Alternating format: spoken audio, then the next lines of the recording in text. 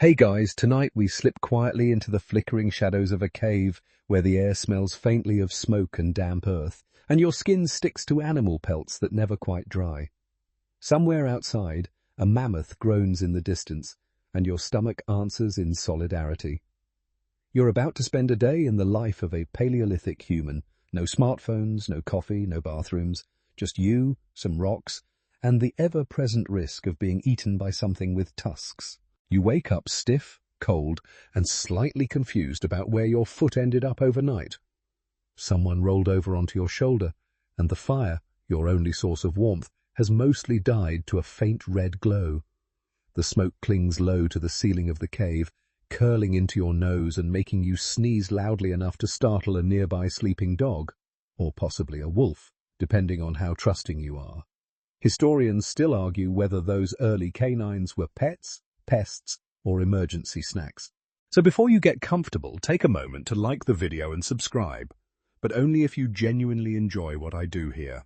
Also, drop your location and local time in the comments. I love seeing how far and wide this sleepy tribe has grown. Now dim the lights, maybe turn on a fan for that soft background hum, and let's ease into tonight's journey together. The cave floor is unforgiving.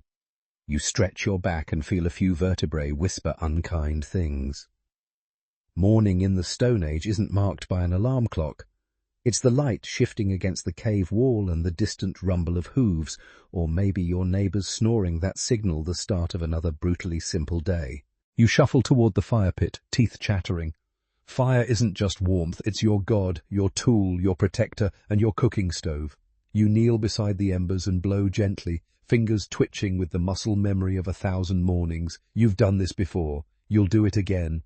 If the flame returns, you live. If not, well, that's someone else's problem. Maybe the fire spirits are mad again. Someone mumbles in a corner. Probably Gok. Gok always mumbles. You suspect he dreams in grunts. You poke at the fire with a stick that used to be part of your dinner before it overcooked into charcoal.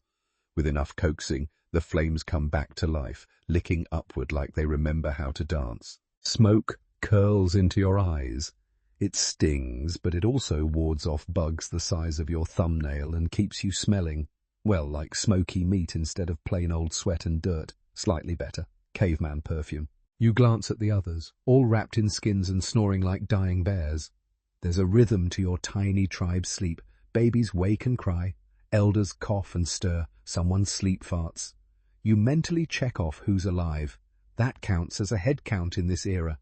The air outside is colder, but you step out anyway. The sun is still flirting with the horizon. The landscape rolls in soft greys and blues, dew coating every blade of grass, every stone. The wind cuts through your furs, and you shiver. But the view, it's oddly peaceful. You're standing on the same dirt as your ancestors, looking at the same sky, probably wondering the same thing. What's for breakfast? There's a dead rabbit from last night. Half-eaten. You eye it, then remember that Drek licked it. No thanks, you'd rather chew a boot. The forest beyond the slope murmurs with morning sounds. Birds, frogs, one disturbingly human-sounding scream. Nature's alarm clock. You take a step forward and almost land in something steaming. Ah yes, prehistoric lawn bombs, giant elk droppings. You make a note to avoid this spot tomorrow. Your stomach growls again. You know the day won't start properly until someone finds a root, a bug, or preferably something with a face you can roast. Meanwhile, inside the cave, Gok is still asleep. Somehow, he's hugging your water pouch. Classic Gok. You re-enter and steal it back with all the stealth of a cave ninja. The water is cold and a bit mossy, but it does the job. It also dribbles down your chin because spouts haven't been invented yet. Sippy cups? Still 30,000 years away. As the fire grows stronger, so does the cave's energy. It's a mix of groaning, coughing, and arguing. Morning rituals begin. Not meditation, not yoga, but full-on body stretching, while trying to keep your loincloth from sliding off. Someone braids hair. Someone else tries to untangle theirs from a thorn bush they used as a pillow. You didn't ask. And through all of it, every yawn, every scratch, every fire-fed sigh, runs the quiet knowledge that today, like yesterday, is about one thing: staying alive, eating, avoiding being eaten, and maybe, if you're lucky, finding a new kind of rock to obsess over. You wrap your fur tighter and step into the daylight. The hunt for food, firewood, and meaning begins again. Somewhere a bird calls, cheerful and stupid. You consider throwing a rock at it, not for food, just for the principle. And just like that, your day in the Paleolithic is underway. You wake to stillness. No arguments, no stampedes, no Drek yelling about someone stealing his spear again. Just the soft, early rustle of the new clearing, the whisper of leaves above, the gentle trickle of water nearby, the quiet creak of furs as people begin to stir. Your eyes open slowly. The world is painted in pale blue light, and you're surrounded by familiar shapes. Curled bodies, stacked bundles of tools, yesterday's fire now reduced to glowing coals. You sit up, stretch, and feel the ache of the journey still lingering in your spine. It's the good kind of sore, the kind that says, you moved forward, you moved. Outside, the sun hasn't broken the tree line yet. You step away from the group, ducking under low branches, feet soft in the moss. You find the stream, crouch and splash cold water on your face. It stings a little, wakes you more than any bark tea ever could. This new place, it smells different, richer, wetter. There are mushrooms clinging to tree roots, animal tracks you can't quite name, and unfamiliar birds calling to each other in a language you don't speak but almost understand. You pick up a stick and start poking around. That's what you do when you're in a new place.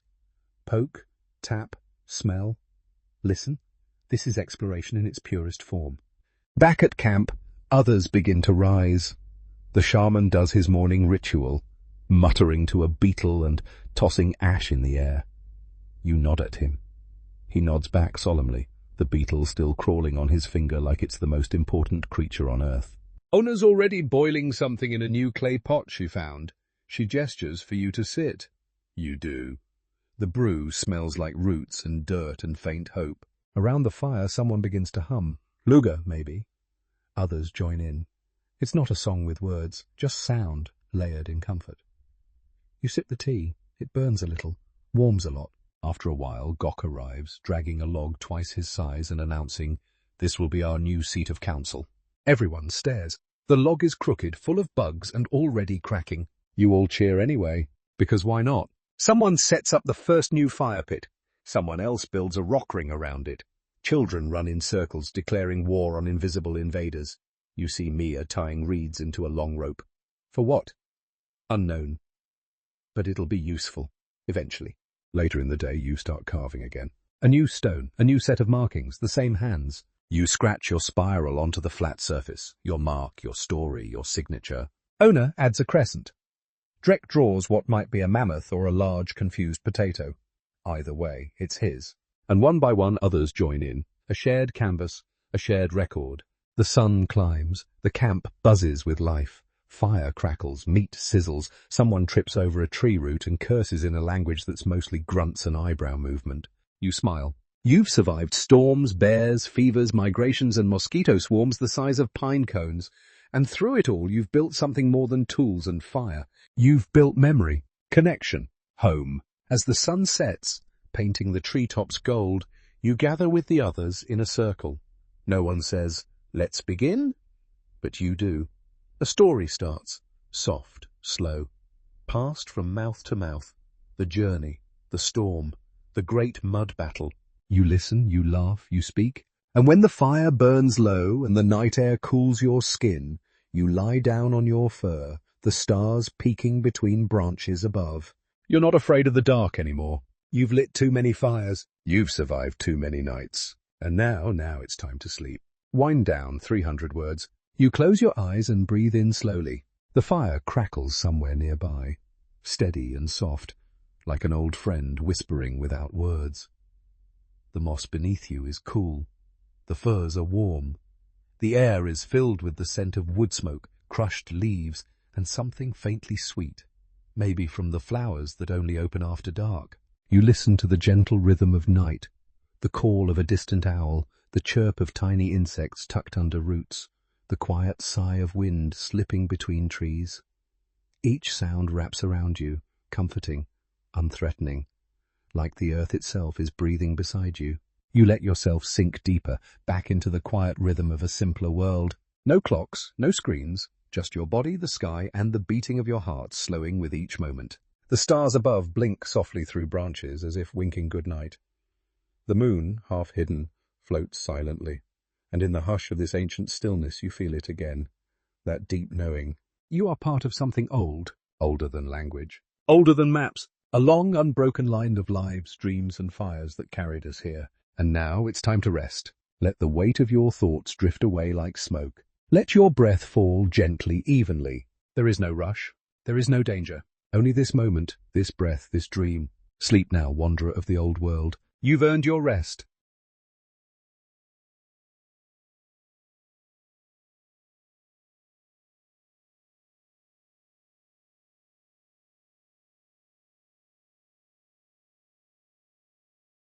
Hey guys! Tonight we slip quietly into the flickering shadows of a cave where the air smells faintly of smoke and damp earth, and your skin sticks to animal pelts that never quite dry. Somewhere outside, a mammoth groans in the distance, and your stomach answers in solidarity.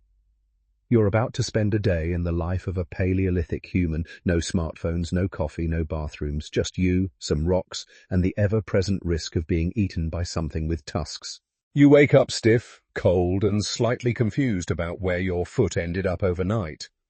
Someone rolled over onto your shoulder, and the fire, your only source of warmth, has mostly died to a faint red glow. The smoke clings low to the ceiling of the cave, curling into your nose and making you sneeze loudly enough to startle a nearby sleeping dog, or possibly a wolf, depending on how trusting you are. Historians still argue whether those early canines were pets, pests, or emergency snacks. So, before you get comfortable, take a moment to like the video and subscribe, but only if you genuinely enjoy what I do here. Also, drop your location and local time in the comments. I love seeing how far and wide this sleepy tribe has grown. Now, dim the lights, maybe turn on a fan for that soft background hum, and let's ease into tonight's journey together. The cave floor is unforgiving. You stretch your back and feel a few vertebrae whisper unkind things. Morning in the Stone Age isn't marked by an alarm clock. It's the light shifting against the cave wall and the distant rumble of hooves, or maybe your neighbours snoring, that signal the start of another brutally simple day. You shuffle toward the fire pit, teeth chattering. Fire isn't just warmth. It's your god, your tool, your protector, and your cooking stove. You kneel beside the embers and blow gently, fingers twitching with the muscle memory of 1,000 mornings. You've done this before. You'll do it again. If the flame returns, you live. If not, well, that's someone else's problem. Maybe the fire spirits are mad again. Someone mumbles in a corner. Probably Gok. Gok always mumbles. You suspect he dreams in grunts. You poke at the fire with a stick that used to be part of your dinner before it overcooked into charcoal. With enough coaxing, the flames come back to life, licking upward like they remember how to dance. Smoke curls into your eyes. It stings, but it also wards off bugs the size of your thumbnail and keeps you smelling. Well, like smoky meat instead of plain old sweat and dirt. Slightly better. Caveman perfume. You glance at the others, all wrapped in skins and snoring like dying bears. There's a rhythm to your tiny tribe's sleep. Babies wake and cry. Elders cough and stir. Someone sleep farts. You mentally check off who's alive. That counts as a head count in this era. The air outside is colder, but you step out anyway. The sun is still flirting with the horizon. The landscape rolls in soft greys and blues, dew coating every blade of grass, every stone. The wind cuts through your furs and you shiver. But the view? It's oddly peaceful. You're standing on the same dirt as your ancestors, looking at the same sky, probably wondering the same thing. What's for breakfast?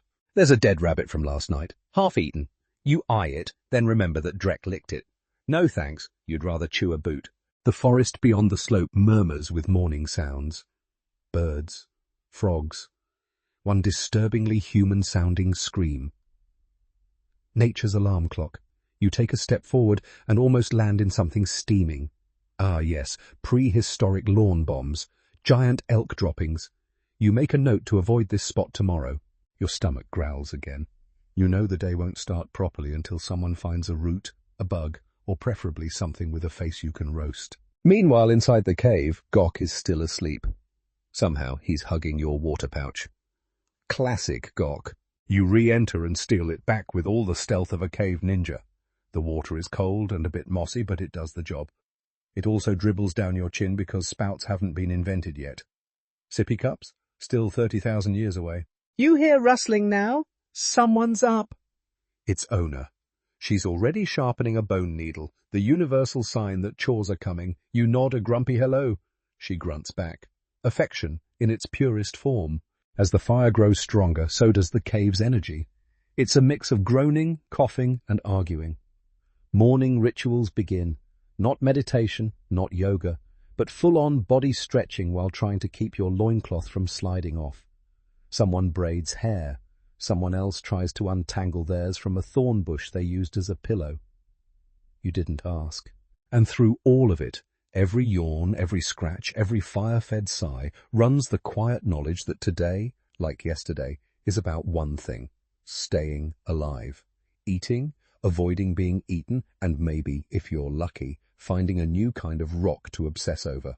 You wrap your fur tighter and step into the daylight. The hunt for food, firewood, and meaning begins again. Somewhere a bird calls, cheerful and stupid. You consider throwing a rock at it, not for food, just for the principle. And just like that, your day in the Paleolithic is underway. You trudge out of the cave with a grunt, still half asleep, your hair sticking out in directions even the wind doesn't dare correct. The air is sharp, the ground damp, and your feet are already regretting this. But breakfast won't hunt or dig itself, and neither will firewood, so you sigh, one of those long, world-weary sighs, and begin your daily ritual of survival. First stop, check the fire.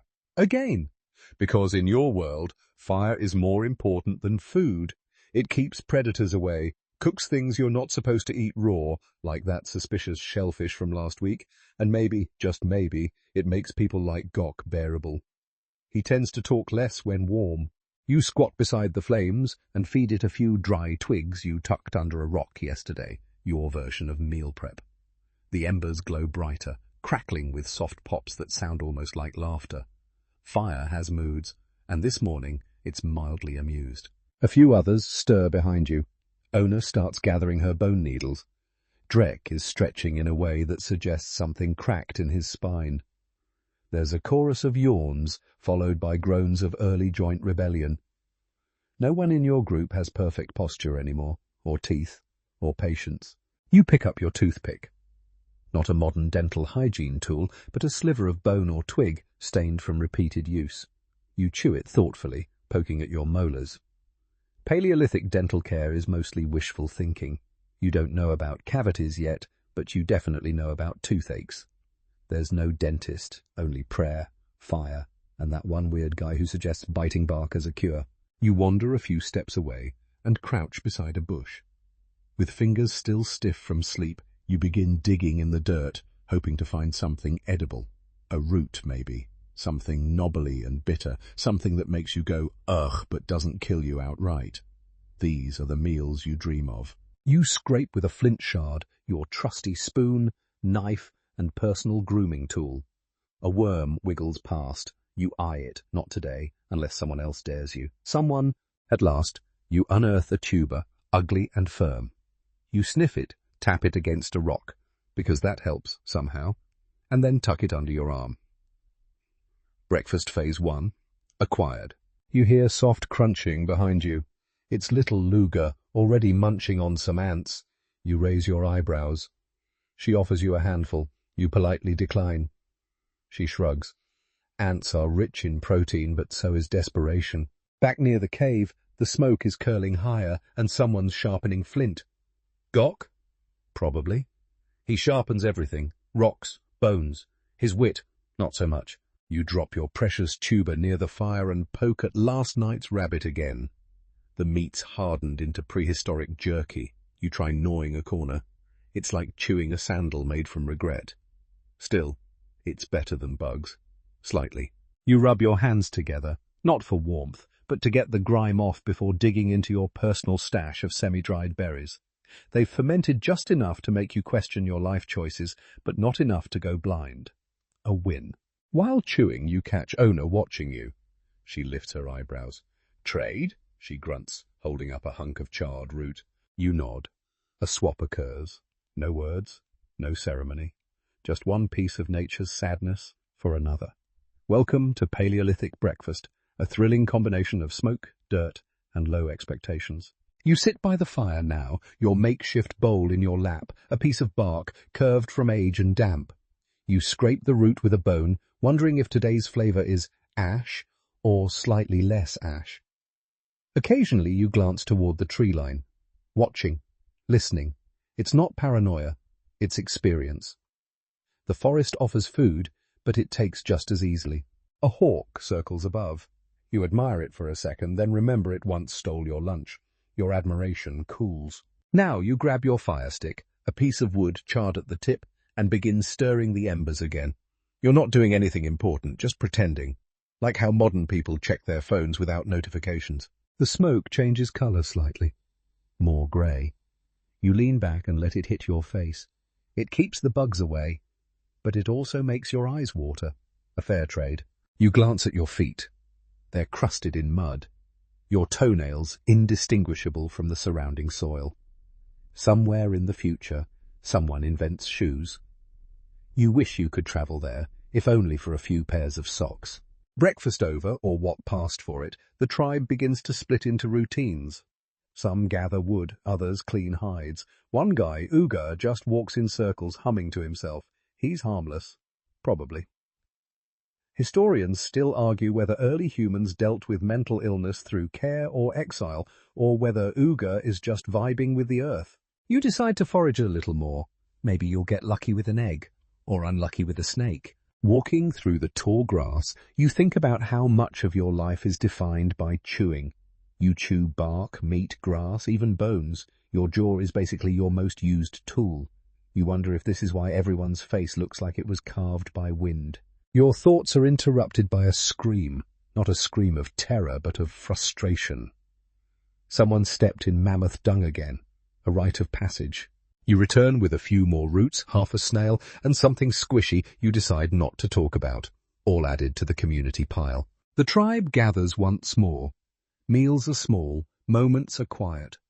You eat, you nod at someone across the fire, and for a brief second, there's peace. Then Gok sneezes into the shared water skin. Silence. You all make a mental note to boil everything from now on. You set off down the slope with a bundle of woven grass over your shoulder, a makeshift container that's falling apart even as you walk. The morning sun is higher now, casting golden light through the trees. The ground is damp and cool beneath your feet, squishing between your toes in that oddly satisfying way that still doesn't distract from the fact that you're walking toward a puddle full of leeches. Your chore today? Water collection. The stream isn't far, but it's just far enough to make it annoying, especially with the hyenas. You reach the trail and pause. The forest is a mix of beauty and lurking death. Everything rustles. Everything watches. Everything is either food or thinking of you as food. That squirrel? Cute, but also rude. It just stole the berry you were eyeing. Again. As you descend, your younger cousin, let's call him Doty, follows behind, tripping every 3 steps and talking non-stop about how he once saw a spirit in the mist. You nod, pretending to listen. You're mostly focused on not stepping on anything that hisses. The stream finally appears, silver ribbons cutting through mossy ground. You drop your bundle and kneel, cupping water in your hands. It's cold, clean, and tastes slightly of frogs, which you've decided is the flavour of survival. Doty wanders upstream, poking at reeds, probably hoping to catch a fish with his hands. You let him try, keeps him quiet. You fill the grass pouch carefully, watching for movement, snakes, biting bugs, or the infamous sharp-mouthed eel thing that took part of Gok's thumb last spring. Historians still argue whether prehistoric humans knew how dangerous their water sources were, or if they just accepted the stomach cramps as divine punishment. You strap the full pouch to your back and head toward home, but wait. There's a rustle in the bush. You freeze. You feel your heartbeat in your throat. Your fingers tighten around a stick that's more symbolic than useful. The rustling stops. Then it continues, faster, louder. You whisper to Doty to stop breathing weird, and you both crouch low. A blur darts out from the bush, brown, low to the ground, making a horrible noise. A hyena, a juvenile, probably scouting. You hate that they laugh. It's mocking. It knows you're wearing 2 different furs and haven't bathed in a week. You wave your arms and shout, throwing your best get-lost rocks. The hyena yelps and vanishes into the trees. Your heart, however, takes much longer to return to normal speed. Doty says, I wasn't scared. You nod. Of course not. Back on the trail, you quicken your pace. No more lingering. You think about the people who stayed behind, Ona tending fire, Luga picking nits out of someone's hair, and you wonder if they're having a better time than you right now. Probably. You return to the cave with the water, your pouch leaking from 2 sides, and a third you didn't notice. Ona grunts disapproval. You bow dramatically, which she does not appreciate. Now it's time for other chores. You're handed a scraping stone and a half-cured hide. Great. Hide scraping, your favourite. It's like giving yourself a repetitive strain injury in exchange for the privilege of smelling like a dead deer for the rest of the week. You sit near the cave entrance and begin scraping. Long, slow motions. Bits of dried tissue and hair flick into the wind. You consider that somewhere far into the future people will pay for spa scrubs. You're getting the ancient version, complete with elbow cramps. Luga plops down next to you with her own hide and a stick. She's humming. You hum too. It passes the time. Suddenly, behind you, loud bickering erupts. Drek and Gok are at it again. Something about a stolen spear and a missing chunk of dried meat. Gok denies it, mouth suspiciously full. Drek lunges, but Ona breaks it up with a single glare. Leadership, caveman style. You and Luga exchange glances and keep scraping. Better to pretend it's not happening. As you work, a memory surfaces. When you were younger, hiding from a storm under a ledge, carving your first line into a soft rock wall. You didn't know what you were writing, just shapes, patterns, maybe stories, maybe warnings. Historians still argue whether cave art was communication or just really determined doodling. Later, after the hide is finally less gross, you wander to the back of the cave, where some of those markings still remain. Figures drawn in red ochre, lines like rivers, animals with legs that blur in motion. You touch one, tracing it lightly. Doty appears beside you and adds a dot to the wall with a piece of charcoal. It's a terrible dot. You nod approvingly. He beams. Near the fire, the older members of the tribe are boiling something in a shallow, bowl-shaped stone. It smells faintly of bark and misery. You hope it's not dinner. You wander back outside. It's late afternoon now. The light is softer. You decide to collect a few more sticks before sunset. Firewood runs out fast, and if you don't get it, someone else will complain, loudly. In the woods, you find a fallen branch, already dry. You snap it over your knee with a satisfying crack. Somewhere in the distance, birds scream like children. You ignore it. A few more branches, then back to the cave, arms full, back aching. You drop the bundle beside the fire with dramatic flair. Gok claps sarcastically. You bow again. Night's approaching. You smell the stew boiling. Some meat, some roots, probably 1 or 2 beetles. Everyone's gathering now. The air cools, the fire crackles. You sit and exhale. A full day of chores, some danger, some small victories. Just another boring, beautiful day in the Paleolithic. You eye the pile of clothes, or what passes for them, with equal parts skepticism and resignation. It's time to get dressed properly, which, in your current timeline, means layering yourself in animal parts and hoping today's outfit doesn't still smell like yesterday's swamp crossing. You dig through the heap of furs and leathers, most of which have been softened by days of chewing and beating against rocks. There's a tunic made from deer hide. It's stiff, but at least it covers the important bits. You pull it over your head and immediately regret everything. The inside is still damp, possibly from rain, possibly not. Then come the leggings, which are really just tubes of hide that tie around your legs with twisted sinew. You twist one on, Get your foot stuck, nearly fall over, and accept that fashion is pain, even when your audience is two goats and a tree stump. The final touch. A belt made from braided plant fibers, interwoven with decorative bone beads. One of the beads might be a tooth. You choose not to ask whose. You glance around. Owner is adjusting a necklace of bird claws. Drek is oiling his boots with something that smells like rancid yak. You nod in approval. Everyone's putting in the effort. You do, after all, have standards. Now comes your favorite part, the accessories. You pick up a pouch of pigment, powdered ochre mixed with fat, and smear a red stripe across each cheek. This is your war paint, your identity, your one chance at looking fierce instead of just slightly cold and underfed. The pigment clings to your skin in streaks that, for better or worse, make you look committed. And then, the piece de resistance, your hat. Not a real hat, of course, just a furry scrap you tie around your forehead with a string. But it keeps sweat out of your eyes and makes you look at least 7% more intimidating to passing birds. You step back and admire your reflection in a puddle. Muddy, distorted, vaguely threatening. Perfect. Fashion in your world is survival. Your clothes protect you from wind, thorns, bites, and occasionally judgment. Everything serves a purpose. Even the scraps of bone dangling from your ears. They clack when you move, warning others you're nearby. Useful and dramatic. You think back to a time, years ago, when you saw a stranger passing your territory. They wore a cloak made entirely of raven feathers. Absolutely no insulation, completely impractical, stunning. You still think about that cloak. Historians still argue whether Paleolithic humans dressed for warmth, status, or straight-up intimidation. Probably all three. You'd do the same. You'd do. Luga runs past, her tunic decorated with small shells that clink like wind chimes. She's always the trendsetter. A few others trail behind, wearing what can only be described as aggressively rustic. Drek has attempted a belt with porcupine quills. It works until he sits down.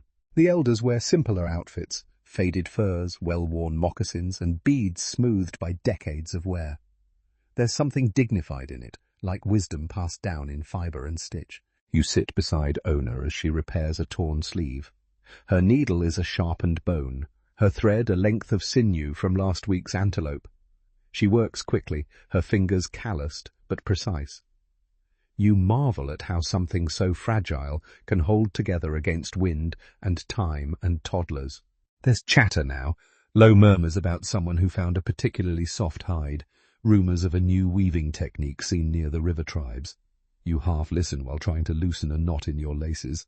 It's like untying history. Then comes the moment that always sneaks up on you, the preening. Everyone checks everyone else, adjusting, smoothing, tying, retying.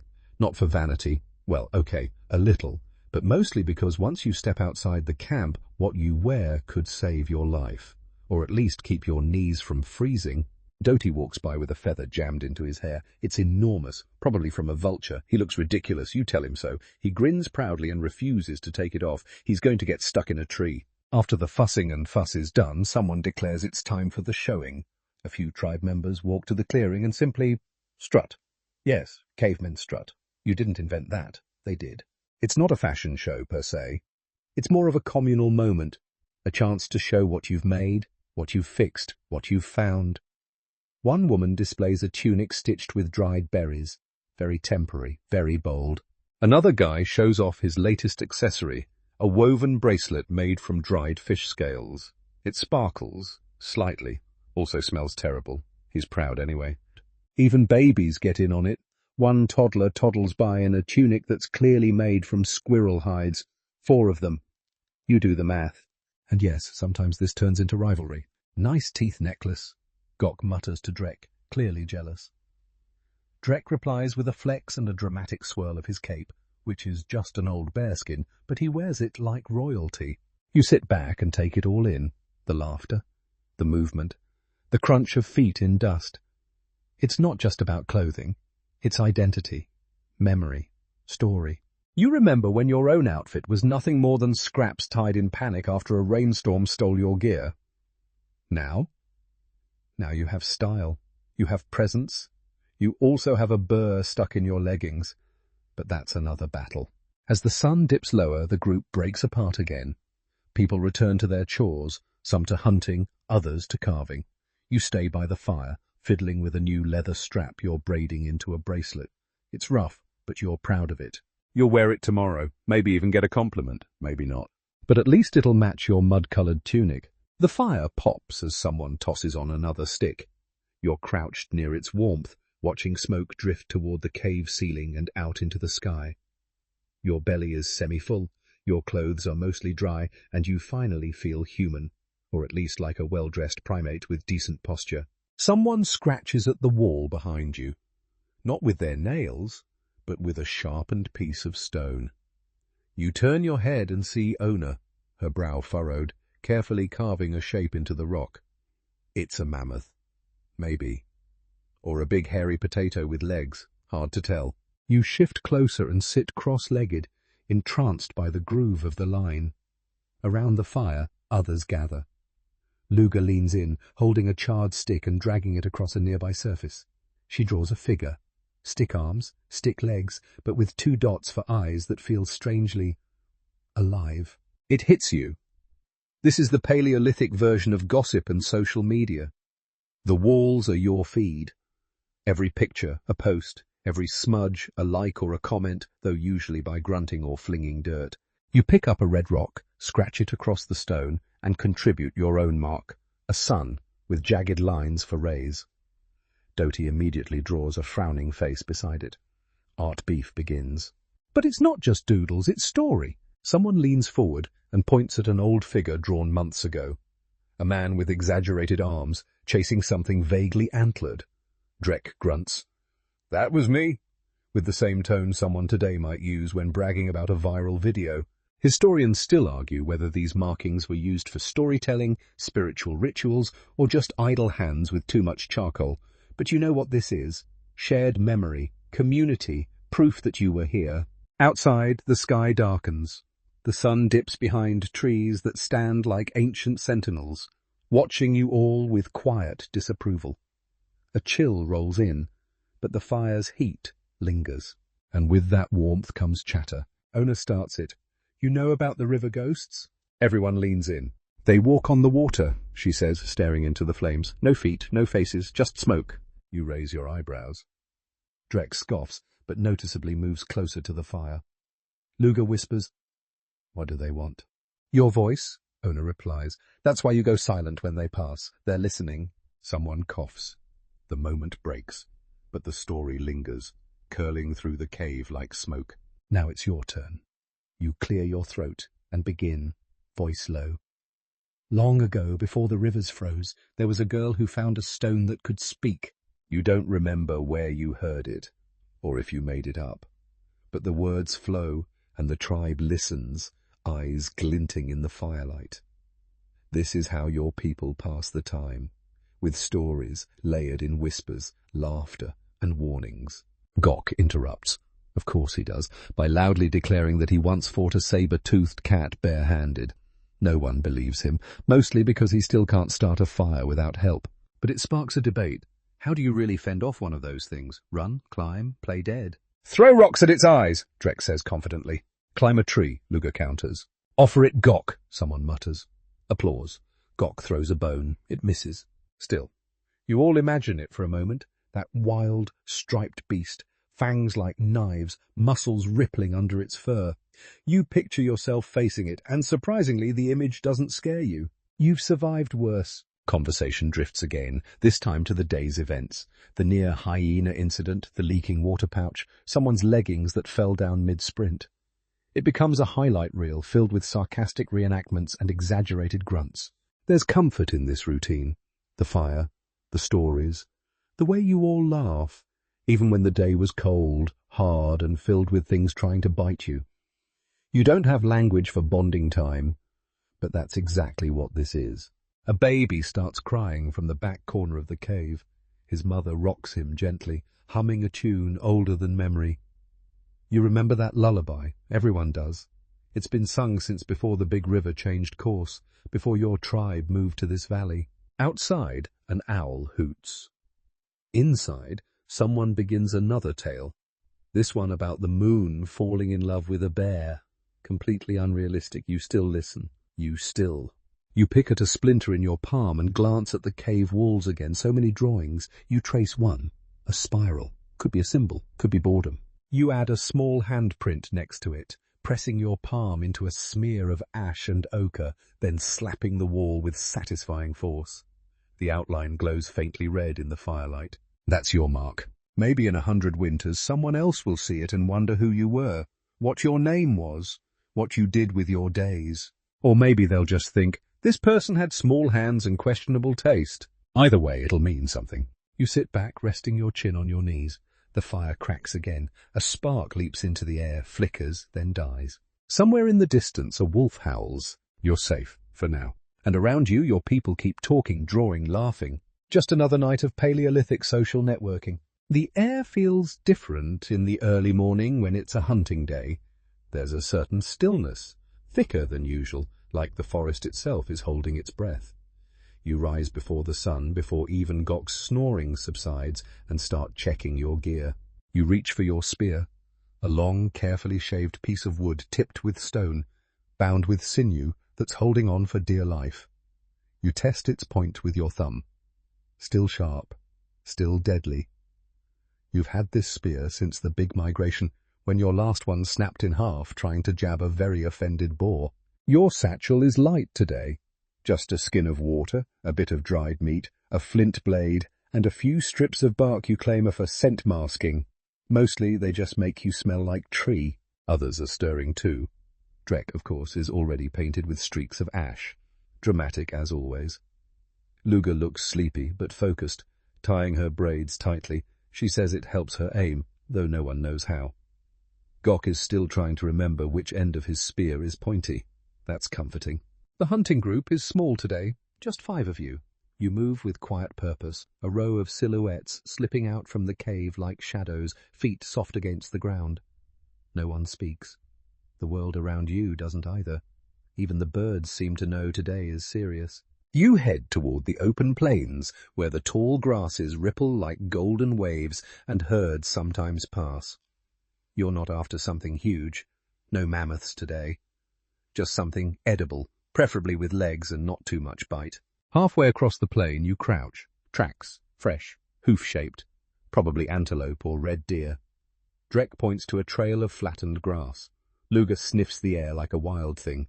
Gok sneezes loudly and gets 3 glares in return. You advance slowly, crouched, every step measured. The sun rises behind you, casting long shadows that slide across the grass. A light breeze carries the scent of animal dung, which you tell yourself is a good sign.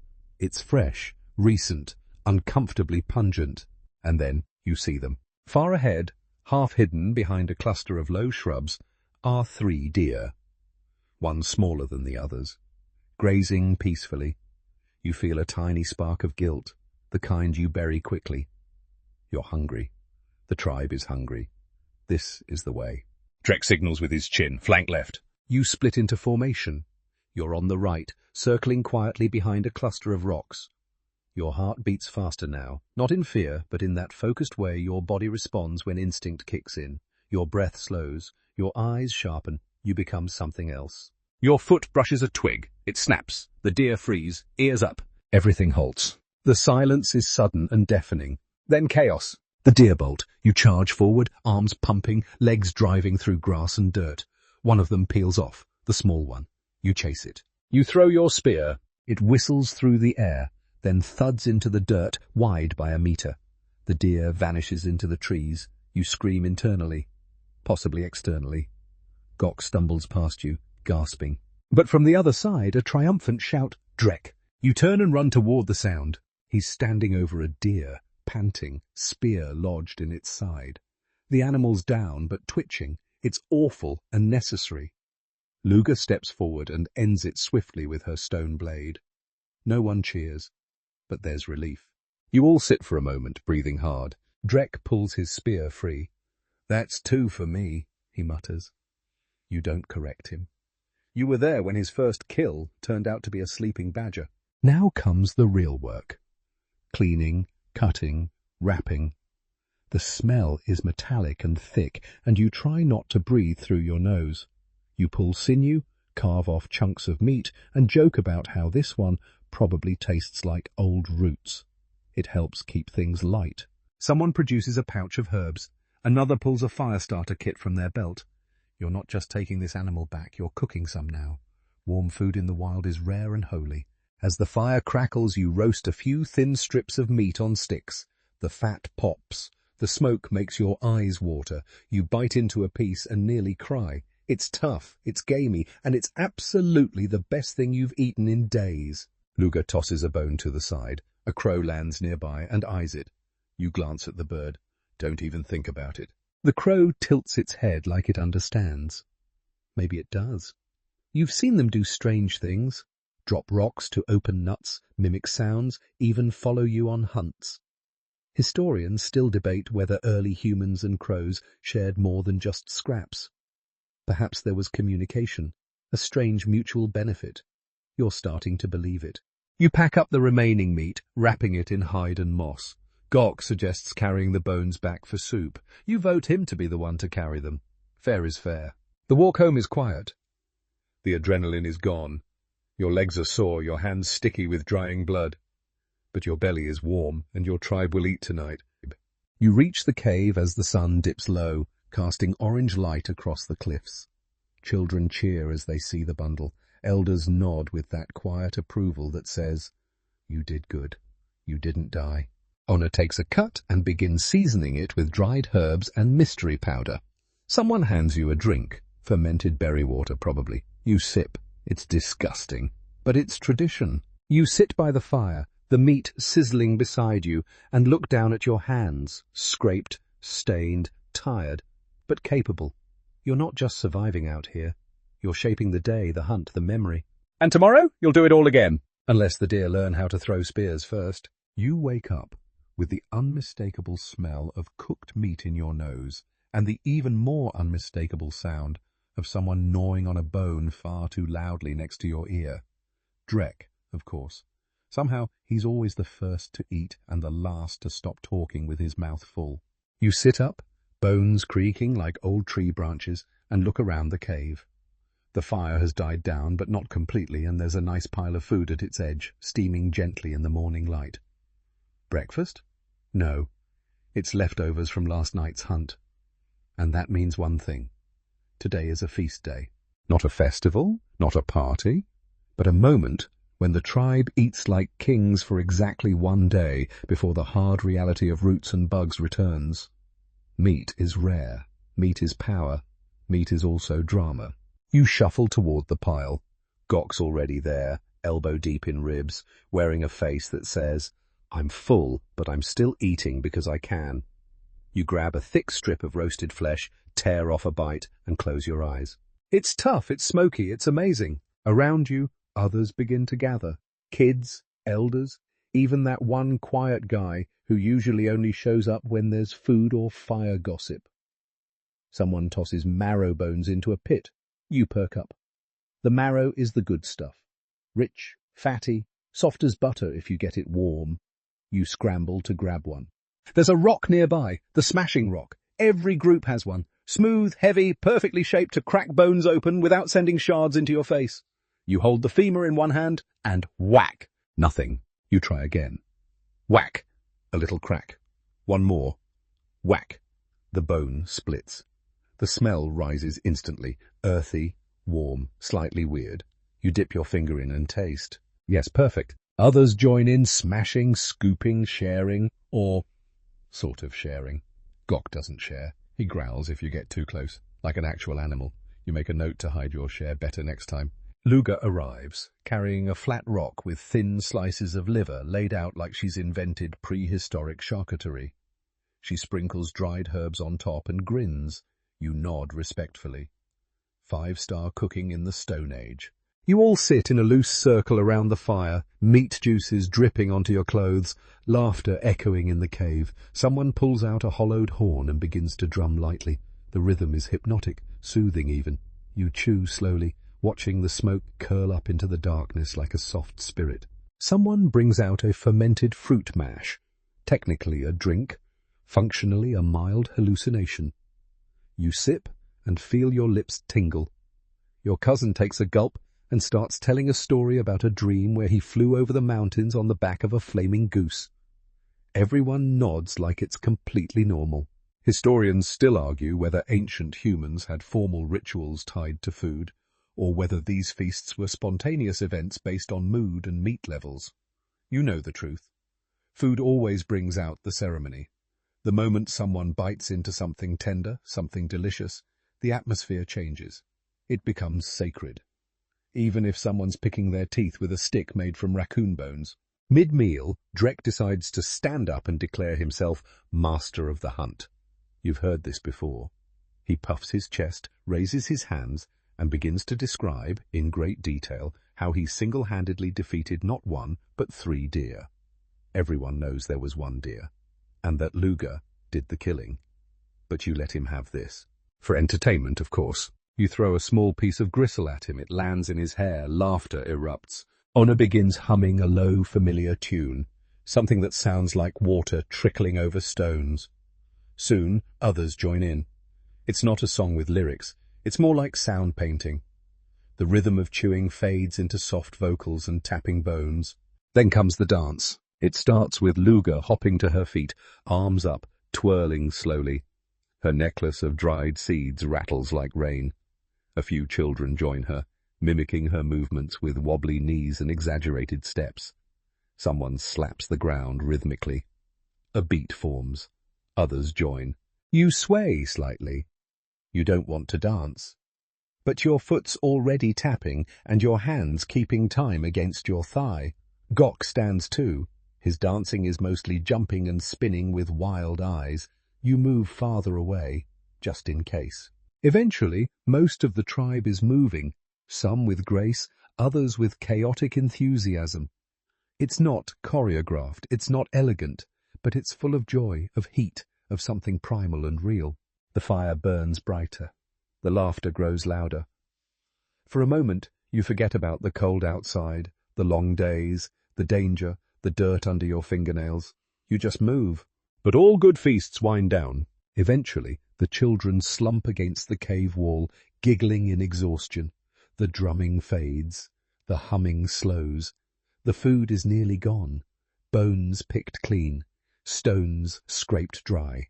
You sit back and let out a long breath. Your stomach is full. Your muscles are sore. Your mind is strangely quiet.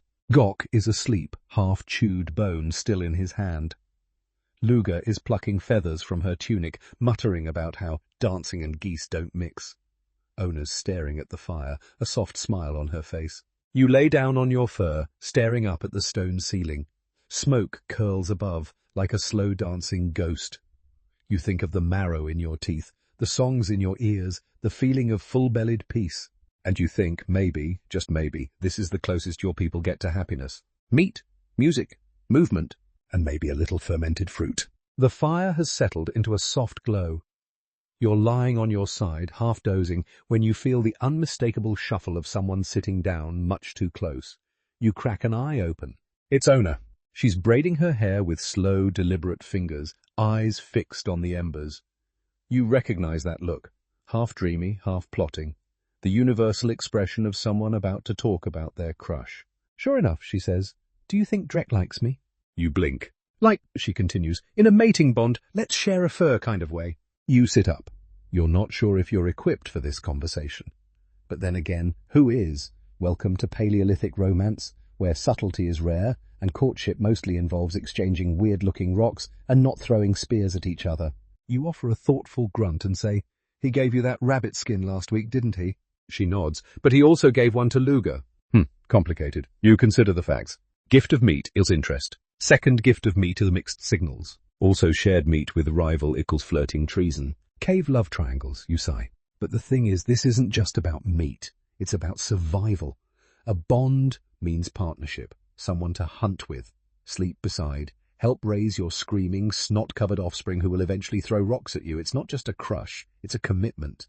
You remember when your aunt told you how she met her mate? He fell into a pit. She laughed. He didn't die. And the rest was history. That's romance.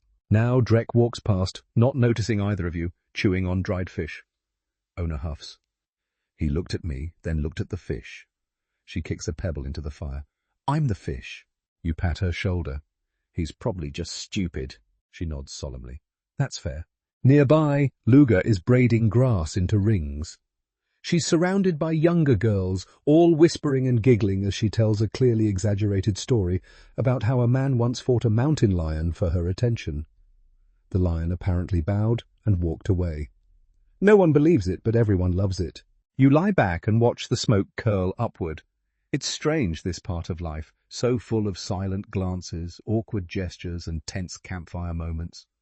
You've seen people fall for each other over shared firewood. You've also seen entire hunting groups collapse over one flirty joke gone too far. Historians still argue whether early human courtship was more about emotional bonding or purely resource-based partnerships. But you've seen both. You've seen someone braid a necklace from river reeds just to impress someone, and you've seen Gok get hit in the face with a rib because he tried to flirt too hard. Romance, as it turns out, hasn't changed all that much. Later that day, after the sun slides low and shadows stretch long across the valley, the subtle rituals of attraction become more obvious. People start sitting closer than usual, sharing drinks, touching elbows and pretending it's an accident. Someone starts a song, soft, rhythmic, vaguely about a falcon looking for its nest. Metaphor? Absolutely. Drek wanders over to Ona. You tense up. She pretends not to see him. He clears his throat. He mutters, found this. He holds out a rock. Not just any rock. Shiny, round, smooth as water. A perfect river stone. You blink. That's a top-tier gift. Ona takes it, inspects it, nods once. It's fine. Drek grins. Progress. Across the fire, another pair is whispering. The girl giggles. The boy trips over a root. Classic. You remember your first attempt at flirting? You tried to carve a bird into bark. It looked like a potato. She thought it was an actual potato. Still ate dinner with you, though. Sometimes love is less about impressive gestures and more about not being annoying during shared meals. As the sky deepens to velvet and the first stars prick through, the cave quiets. Pairs settle beside each other. Some subtle, some not. A couple curls under the same fur, murmuring so softly you can't even pretend to eavesdrop. You lie near the fire, warm and drowsy, heart strangely full. Even in this world of stone and survival where everything is about food, shelter and not getting eaten, somehow there's still room for affection.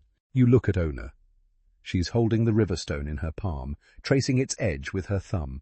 Not smiling, but not throwing it either. You think, maybe we've always been this way. Maybe love is as old as fire. Maybe it was never about grand moments, but small ones. A shared glance, a perfect rock, a warm place by the fire. Maybe that's all it ever needed to be. The sky above is studded with stars now, more than you can count, more than you can even comprehend. No firelight, no cities, no haze, just pure darkness overhead, pierced by pinpricks of light that feel oddly close and impossibly far at once. You lie on your back, eyes wide, trying to make sense of it all. You can name some constellations, though not like modern people would. No fancy Greek stories. Your tribe sees the great elk, the climbing bear, the river that never ends. Every pattern has a story. Every flicker has a meaning. Beside you, Ona hums again. Same tune as before, the one that sounds like water. Someone whispers, "The sky is listening." And everyone goes quiet. The kind of hush that only happens when awe takes over. You've always wondered what's up there. Is it where the spirits live? Do the stars watch your fire, your meals, your mistakes? Or are they just shiny holes in a very big ceiling? The shaman, that odd man with too many necklaces and a permanently confused expression, once said the stars were the eyes of those who came before. You didn't believe him until the night your grandfather died and a new bright star appeared. Coincidence? Maybe. But you still wave at it sometimes. And tonight, something is stirring. Not physically, not loudly, but in the way the air feels, like it's full of questions. You notice others looking up too. Someone murmurs, "She's coming." You turn. Who? The moon. You scoff a little, but then you see it. She rises slow, round, glowing like a god with secrets. You stare, slack-jawed. Every time it feels new. Every time it's a little haunting. Ona whispers, "She's full tonight. It means something." What? She shrugs. Depends who you ask. Because here's the thing. Your tribe has no universal belief. Some say the moon is a mother, watching over sleeping children. Others say she's a white-faced predator waiting for the moment to pounce. And some, especially the ones who've seen too many shadows move, think she's neither. Just a mirror, reflecting whatever you already believe. Tonight someone starts drawing in the dirt with a stick. Circles, spirals, then hands. Lots of hands. You're not sure what it means, but the drawing feels sacred. The shaman suddenly stands and starts humming, his voice rough but steady. Others join in, low and slow, creating a sound that feels like wind through tall grass. You join too because, even if you don't believe, the sound comforts you. The fire pulses, not brighter but deeper, like it knows this moment matters. And then come the stories. Not just tales of hunts and heartbreak, but the old stories. The weird ones. The ones with flying stones, thunderbirds and creatures with too many eyes. No one interrupts. These aren't stories for fun. These are stories for understanding. You share one too, about a dream you had once, where a giant bear opened its mouth and all the rivers poured out. People nod. One man gasps. The shaman laughs, then burps. Sacred moment slightly ruined. Still the dream is taken seriously. Because dreams in your world are messages. Maybe from the dead, maybe from the sky, maybe just from the fermented berries. Doesn't matter, they're all worth listening to. Historians still argue whether early humans practiced structured spirituality, or if their beliefs were chaotic, instinctive, unrecorded rituals passed from one fire to another. You can confirm it's both. Some nights it's ceremony, other nights it's chaos. Tonight, it's reverence. A girl drops a small token into the fire, a carved bone with a hole in it. An offering, maybe, for the moon, for her ancestors, for luck. You wonder what it feels like to know things, to be sure of the world. But maybe certainty is overrated. Maybe part of the beauty is not knowing, not needing answers. Just standing beneath the stars and feeling small, together. Later, as the moon rises higher, someone chants a phrase in a language that's only used in moments like this. You don't know all the words, but you feel them. They're thick with time. They taste like dust and ash and memory. And as the chant fades, the fire dims, and people drift off, some back to sleep, some into thought. You stay up a little longer, staring at that great white eye in the sky. You ask it quietly, "Are you real?" It doesn't answer. But the wind picks up for just a moment, ruffling your hair, stirring the trees, and cooling your skin. You take that as a maybe. You wake later than usual, wrapped in furs that smell like fire and faintly of goat. Outside, the light is harsh and angled. The sun's already high. Someone is arguing, loudly, which is both your alarm clock and the tribe's most consistent source of entertainment. You groan, sit up, and peer around. Drek and Gok, of course. You shuffle over, still half asleep. What's happening? Drek points a meat-slick finger. He took it! The sacred bone! Gok crosses his arms. I was borrowing it. That's not borrowing. That's stealing with extra steps. You sigh. You've seen this play out before. It'll end one of two ways. Gok will trip over something and lose the argument by default, or Drek will forget what he's angry about halfway through yelling. Today it's option one. Gok steps back dramatically, slips on a hide, and lands in the ash pile. Argument over. You shake your head. This, right here, is cave politics in its rawest form. No elections, no speeches, just power struggles over tools, food, and who gets the best sleeping spot. You return to the cave, grab your carving stick, and settle into your corner. As you scratch symbols into the wall, you reflect on how every tribe, every group of humans, needs a way to decide who leads and who follows, even if that decision happens entirely through loud voices and petty squabbles. Historians still debate how leadership worked in Paleolithic societies. Was it the strongest who ruled, the wisest, the loudest, the one with the best aim? You've seen all of them tried and failed in your own group. Right now, leadership is a shared burden. Owner handles the food, Drek handles hunting, the shaman handles the weird, and Gok handles morale, mostly by being a walking lesson in what not to do. You once asked the elders how decisions were made in the old days. One of them grunted, "Loudest voice wins." Another said, "Whoever doesn't die." Neither answer was comforting, but both were accurate. Just yesterday you watched two women debate who got the last fish by playing a silent game of stare until blinking. It lasted 10 minutes. No words. Just intense blinking suppression. Winner took the fish. No hard feelings. It's not all arguments and dominance dances, though. Sometimes decisions are made by consensus, by sitting together, sharing food, and talking until the group slowly drifts into agreement. Other times it's more subtle. Someone just starts doing something, and if it works, everyone follows. You once watched a man declare himself fire chief. He immediately tripped into the fire. You all decided there would be no more fire chiefs. As you sit, Luger approaches with a puzzled look. Someone peed in the grain pit. You blink. Why? She shrugs. Drek thinks it was the shaman. The shaman says it was the spirits. You nod sagely. Classic spirits! She walks off, problem unresolved. Still, even in the absurdity, there's order. When someone's sick, the group gathers herbs. When food is short, the strongest go hunting. When someone dies, the body is treated with respect, placed in a rock tomb, marked with symbols, given gifts for the other side. It's not chaos, not really. It's a system, a messy, loud, occasionally bone-covered system.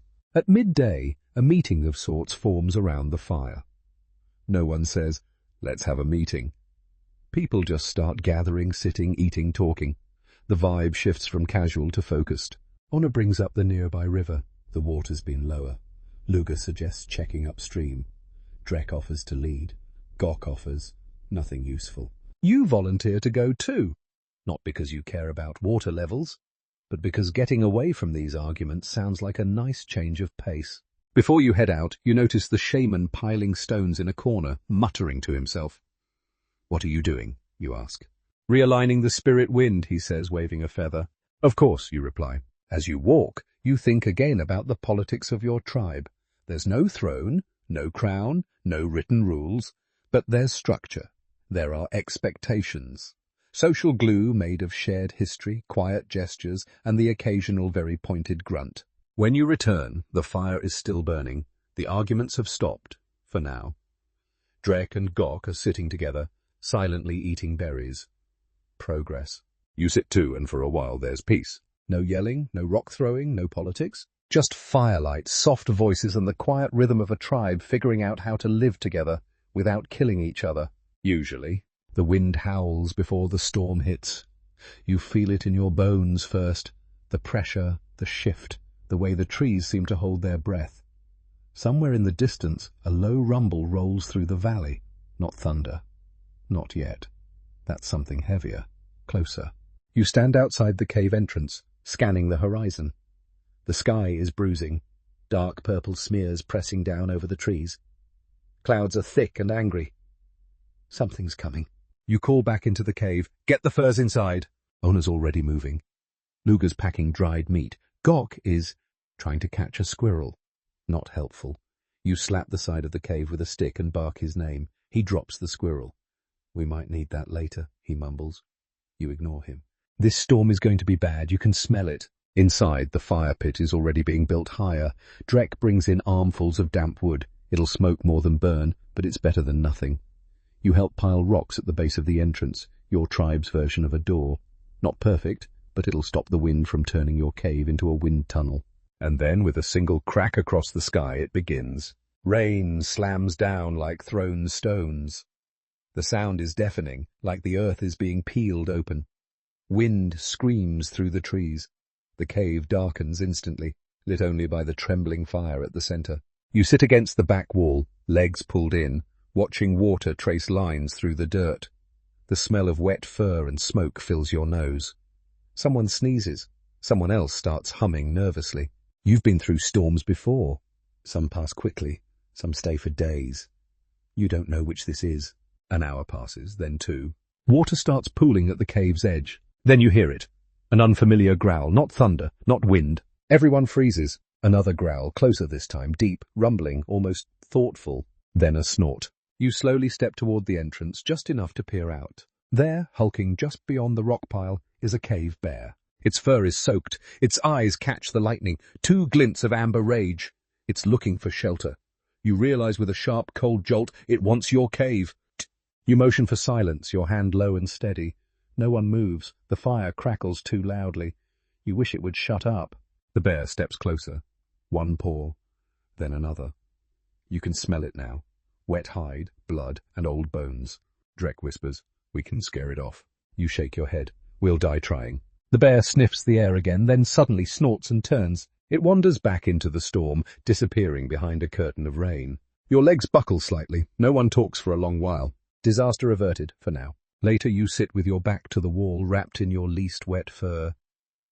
The storm still screams outside. The cave is hot with bodies, wet with fear. You're exhausted, but sleep won't come. Instead, you think about how close everything always is. Survival, death, food, starvation, shelter, exposure. It's a knife edge and you're always walking it barefoot. Someone sneezes again, loud, wet. "Great, sickness!" And sure enough, the next morning, someone's coughing. Loud, chesty, miserable. You glance around. It's Luga. She's pale, eyes glassy. Her breath sounds like it's coming through soaked leaves. Ona's already making a tea from dried roots and crushed bark. It smells like regret. Luga drinks it without complaint. You sit with her, holding a warm stone to her feet. She doesn't talk much, just squeezes your hand and drifts in and out. Illness. Another kind of disaster. One you can't outrun with a spear. Over the next 2 days, more start coughing. Not everyone, just enough to worry. You sleep lightly, always listening for someone's breath going wrong. You boil everything. You chew bitter leaves that numb your tongue. The shaman insists it's a spirit sickness. Begins a ritual involving feathers, smoke, and whispered threats toward invisible demons. It doesn't help, but at least it smells nice. Then on the 3rd night, the worst happens. A scream rips through the cave. You jolt awake, grab a stick, look around wildly. It's coming from the far corner, from where little Tico sleeps. You rush over. His mother is cradling him. He's limp, burning with fever. You kneel beside her, trying to remember what the old woman once said. Something about mud-soaked ferns, ground beetles. You can't think. Your mind is ash. You send someone running for cold water. You chew bark and press it into his cheek. You whisper stories to him about the stars, about river spirits, about the time Gok fell into a goose nest and was pecked for hours. Tico chuckles.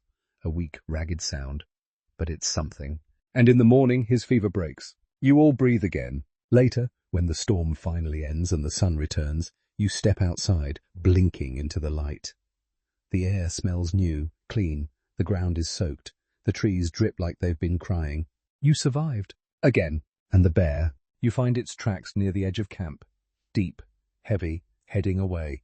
You run your fingers through one of the prints and whisper, "Not today." Because sometimes survival isn't heroic. It's just not today. The sun's out.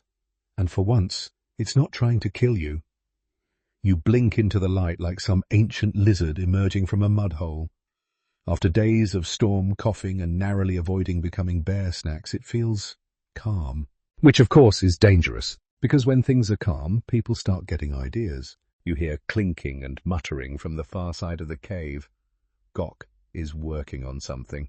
This is rarely good news. You wander over, curious but already preparing for disappointment. He's surrounded by rocks, flat ones, round ones, jagged ones. He holds up what looks like a bent stick tied to a pebble with sinew. "It's a fish trap," he declares proudly. You raise an eyebrow. "That's a rock with a leash." He grins. "Innovation." You sigh. But here's the thing. You have to try new stuff. Tools break, weather changes, mammoths get smarter. Your whole existence relies on one slippery skill, figuring it out. And you're not bad at it. You sit beside Gok and grab a nearby stick. With your flint blade, you start shaving it into a point. Not because you need another spear, but because you're trying to make a better digging stick, one that doesn't snap every time it touches a root. Baby steps. Across the camp, Drek is smashing stones together with exaggerated fury. "Look," he grunts. "It's sharper now." You hold out your hand. "Let me see." He gives it to you. It is sharper, but the handle's weird. Too heavy at one end. You flip it, tie a strip of hide around it, and hold it again. Better. Feels balanced, like it wants to be thrown. You grin. Luga sees what you're doing and joins in with her own project, a tiny pouch made from woven reeds. She says it's for storing berries, but it's way too small. You tease her. She says it's experimental storage. You both laugh. Before you know it, a mini tool fair has erupted in the center of the cave. One kid is banging hollow bones together and declaring it an alarm system. Another is trying to tie 2 rocks into a makeshift hammer. Someone else claims they've invented shoes. They haven't, it's just moss strapped to feet, but you admire the spirit. You pause and look around at this glorious chaos. This is what separates you from the wolves and the wind, your brain. That and opposable thumbs. Historians still argue whether early humans developed tools by accident or deliberate planning. From what you've seen, it's both. Sometimes you're trying to make a weapon and accidentally invent a soup spoon.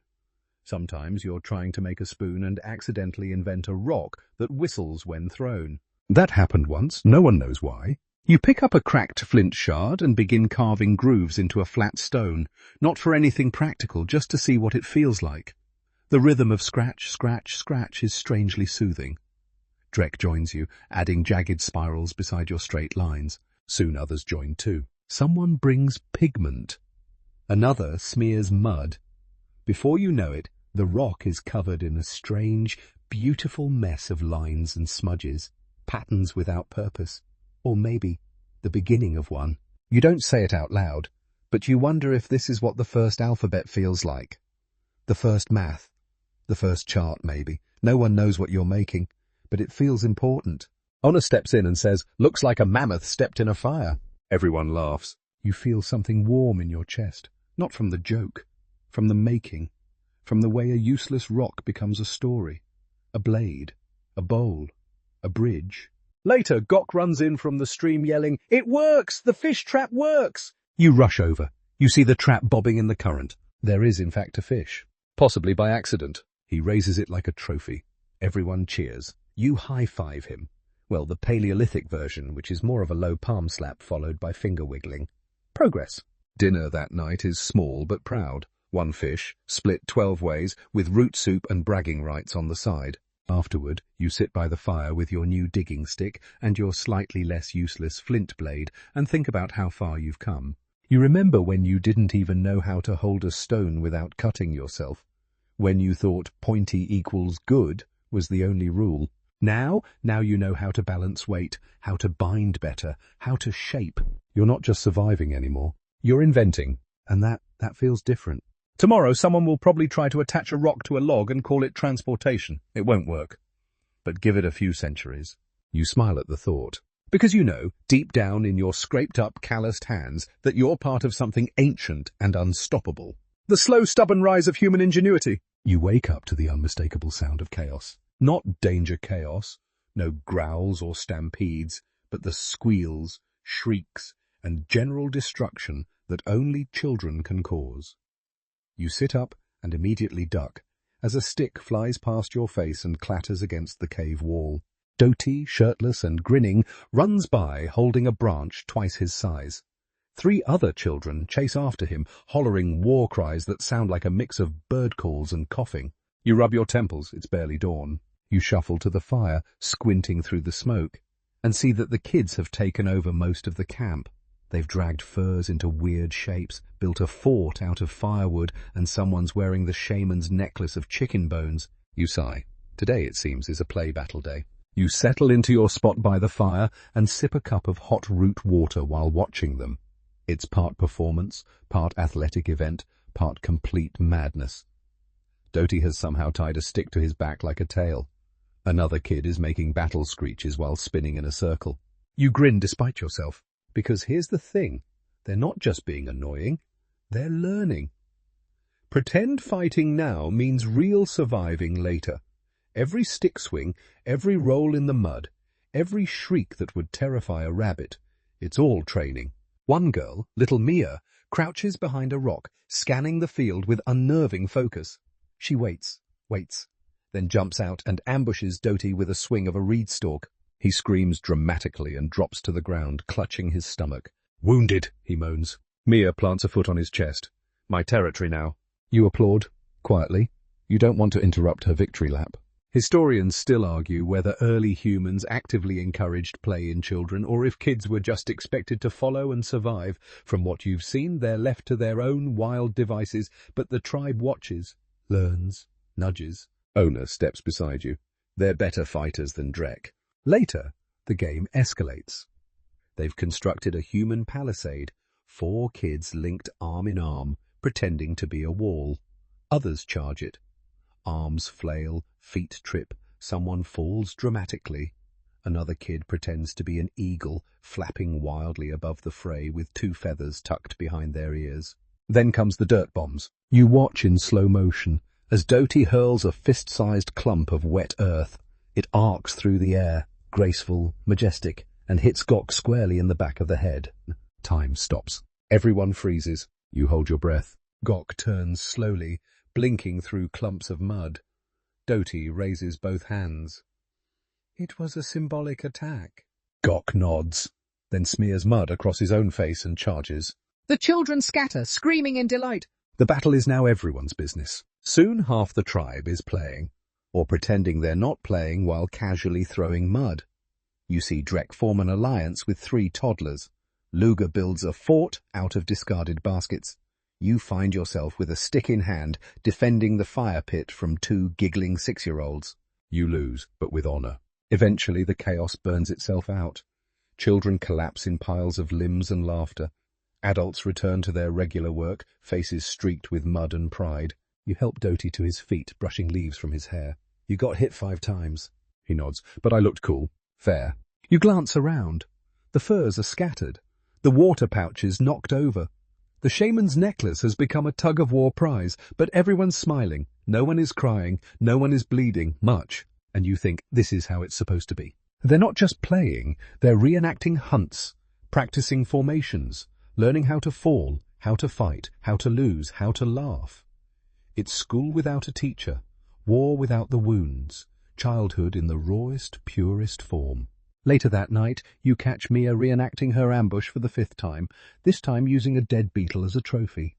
She's telling the story to a toddler who stares up at her with awe. You smile. These kids, wild, filthy, loud, they're the future. And somehow they're going to survive. Because every battle they fight today makes them stronger for the real ones waiting ahead. You're packing. Well, packing is generous. You're mostly tying things together with sinew and hoping the pile of rocks, hides, sticks and dried meat doesn't fall apart the second you pick it up. The time has come to move again. You knew it would. The cave's food supply is thinning, the stream is slowing, and something in the air says it's time. Migration. The tribe's ancient instinct. When the land dries up, when the herds move on, you follow. You always follow. Your hands are busy, your mind less so. You think about what to take, your best flint blade, a pouch of smoked roots, the carved pendant you made last moon cycle, even though it smells faintly like squirrel. You tuck it into your pouch anyway. Sentiment matters. Ona walks past carrying a roll of hide wrapped tight around tools and bones. You bringing that weird rock collection? She asks. You nod. They're lucky. They're heavy. Luck is heavy, she snorts. Nearby, Drek is wrestling a bundle of spears, half of which aren't his. Gok is yelling at a goat. The goat is not listening. The kids are oddly excited. For them, this is an adventure, a change of scenery, a chance to throw rocks at unfamiliar trees. But you feel that familiar tug. Not sadness exactly, just weight. You've lived in this cave for many moons. The walls have your scratches, your laughter, your dreams. You know which rock wobbles when you step on it, which corner stays warm longest. Leaving is necessary, but it always stings. You walk to the edge of the clearing and look back at the entrance one last time. The soot stains, the old footprints, the wall art, your spiral, still there. You press your fingers to the rock. Whisper goodbye. Then you shoulder your pack and begin walking. The first steps are the hardest. The land opens up ahead, a vast plain stitched with trees and wind. The sun is behind you. The river, your old river, fades into the background. The new path is ahead. The walk is long, days pass, feet blister, backs ache, spirits rise and fall like the hills you cross. At night, you huddle together under the stars, furs pulled tight, watching the sky like it might give you a sign. And during the day you march, over stones, across streams, through forests that hum with unfamiliar noises. One morning you stop to rest in a meadow. Tall grass waves around you like water. The children roll through it, whooping with joy. Mia yells, "It's like swimming, but less wet." You lie back, staring up at the clouds. A hawk circles above. The breeze is soft. For a moment, everything feels still. Then you feel it. Buzzing. A high-pitched hum, then a pinch, then another. You sit up fast. Mosquitoes. The prehistoric kind. Big, aggressive, the size of a small berry, and everywhere. You start flailing. Everyone else is too. The entire tribe looks like a group of very bad dancers having a shared nervous breakdown. Someone yells, "Smoke! Make smoke!" Fire is your only hope. You dig out the flint and dried bark. Drek throws a bundle of moss on top. It catches. Thick grey smoke curls up and spreads across the meadow. The mosquitoes scatter, slightly. You accept that you are now 10% mosquito bites, possibly more. Later, you set up camp under a cluster of trees. There's a stream nearby, clear, cold, blessedly mosquito-free. You drink deeply, splash your face, and finally breathe. You made it another day. That night, as the tribe gathers around the fire, someone starts telling the story of your journey. How Gok tried to ride the goat. How Mia claimed a tree as her personal fortress. How the mosquitoes nearly won. You laugh. You all do. Because yes, the journey was hard, but you're here. You look around. The land is different. The trees are new. The rocks unfamiliar. But your people, the same. And that means everything. This place will become a home, just like the last one did. Because wherever you go, your tribe, your laughter, your fire, that's home. You wake to stillness. No arguments. No stampedes. No Drek yelling about someone stealing his spear again. Just the soft, early rustle of the new clearing, the whisper of leaves above, the gentle trickle of water nearby, the quiet creak of furs as people begin to stir. Your eyes open slowly. The world is painted in pale blue light, and you're surrounded by familiar shapes. Curled bodies, stacked bundles of tools, yesterday's fire now reduced to glowing coals. You sit up, stretch, and feel the ache of the journey still lingering in your spine. It's the good kind of sore, the kind that says you moved forward. You moved. Outside, the sun hasn't broken the tree line yet. You step away from the group, ducking under low branches, feet soft in the moss.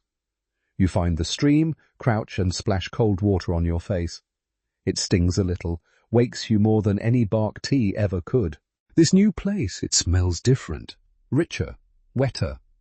There are mushrooms clinging to tree roots, animal tracks you can't quite name, and unfamiliar birds calling to each other in a language you don't speak but almost understand. You pick up a stick and start poking around. That's what you do when you're in a new place. Poke, tap, smell, listen. This is exploration in its purest form. Back at camp, others begin to rise. The shaman does his morning ritual, muttering to a beetle and tossing ash in the air. You nod at him. He nods back solemnly, the beetle still crawling on his finger like it's the most important creature on earth. Ona's already boiling something in a new clay pot she found. She gestures for you to sit. You do. The brew smells like roots and dirt and faint hope. Around the fire, someone begins to hum. Luga, maybe. Others join in. It's not a song with words, just sound, layered in comfort. You sip the tea. It burns a little, warms a lot. After a while, Gok arrives, dragging a log twice his size and announcing, "This will be our new seat of council." Everyone stares. The log is crooked, full of bugs, and already cracking. You all cheer anyway, because why not? Someone sets up the first new fire pit. Someone else builds a rock ring around it. Children run in circles, declaring war on invisible invaders. You see Mia tying reeds into a long rope. For what? Unknown. But it'll be useful. Eventually. Later in the day, you start carving again. A new stone, a new set of markings, the same hands. You scratch your spiral onto the flat surface, your mark, your story, your signature. Ona adds a crescent. Drek draws what might be a mammoth or a large, confused potato. Either way, it's his. And one by one, others join in. A shared canvas, a shared record. The sun climbs, the camp buzzes with life, fire crackles, meat sizzles, someone trips over a tree root and curses in a language that's mostly grunts and eyebrow movement. You smile. You've survived storms, bears, fevers, migrations and mosquito swarms the size of pine cones. And through it all, you've built something more than tools and fire. You've built memory, connection, home. You listen, you laugh, you speak. And when the fire burns low and the night air cools your skin, you lie down on your fur, the stars peeking between branches above. You're not afraid of the dark anymore. You've lit too many fires. You've survived too many nights. And now it's time to sleep. Wind down, 300 words. You close your eyes and breathe in slowly. The fire crackles somewhere nearby, steady and soft, like an old friend whispering without words. The moss beneath you is cool. The firs are warm. The air is filled with the scent of wood smoke, crushed leaves, and something faintly sweet. Maybe from the flowers that only open after dark. You listen to the gentle rhythm of night. The call of a distant owl. The chirp of tiny insects tucked under roots, the quiet sigh of wind slipping between trees. Each sound wraps around you, comforting, unthreatening. Like the earth itself is breathing beside you. You let yourself sink deeper, back into the quiet rhythm of a simpler world. No clocks, no screens. Just your body, the sky, and the beating of your heart, slowing with each moment. The stars above blink softly through branches, as if winking good night. The moon, half hidden, floats silently, and in the hush of this ancient stillness you feel it again, that deep knowing. You are part of something old, older than language, older than maps. A long, unbroken line of lives, dreams and fires that carried us here. Let the weight of your thoughts drift away like smoke. Let your breath fall gently, evenly. There is no rush. There is no danger. Only this moment, this breath, this dream. Sleep now, wanderer of the old world. You've earned your rest. End of script. Sweet dreams.